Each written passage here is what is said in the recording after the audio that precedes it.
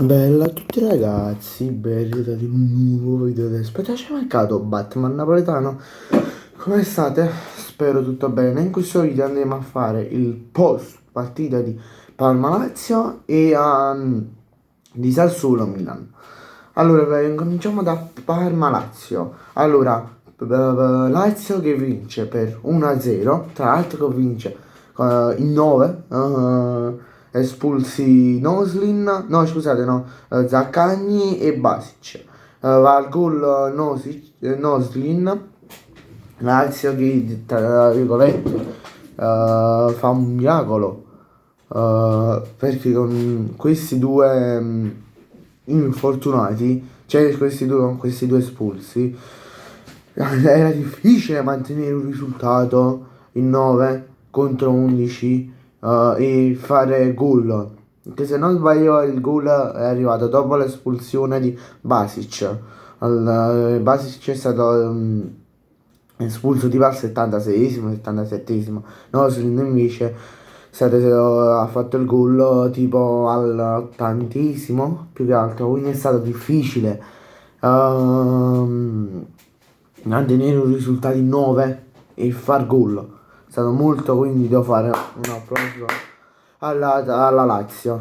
Un altro applauso che devo fare è dedicato al Sassuolo che ha fermato il Milan. Se il Napoli, noi del Napoli sapevamo sfruttare, cioè il club, no, cioè se la SSC Napoli sapeva sfruttare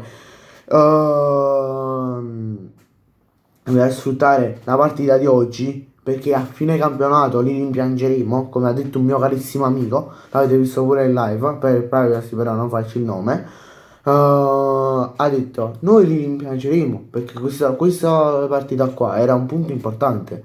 Noi abbiamo l'opportunità di passare sopra il Milan, di essere primi per una settimana se l'Inter non vince dopo, che sono appena uscite le formazioni 2 secondi fa, e potevamo essere primi e avere 2 punti di vantaggio sul Milan.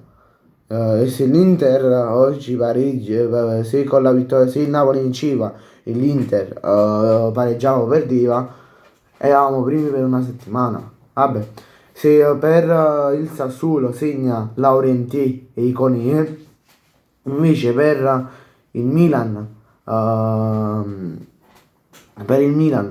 segna per 2 volte, fa doppietta Bartesaghi, che poi io ho sentito dei miei amici, loro hanno detto no, Milan oggi vince, io ho detto no, allora al massimo pareggia. Però secondo me il Milan perde, però vabbè ha pareggiato e mi posso pure accontentare, però sono ancora incazzato per sta cosa del Napoli, cioè abbiamo avuto l'opportunità di passare sopra il Milan di 2 punti, portare a casa 3 contro l'Udinese, che ha uno dei suoi migliori giocatori al momento infortunati, cioè Atta che è molto forte. Mo li si sape proprio Antonio Conte che dice in conferenza stampa, volesse proprio sentire. Vabbè, grazie a tutti per la visione, ci vediamo in un prossimo video, mi raccomando iscrivetevi al canale e lasciate un bel like. Ciao!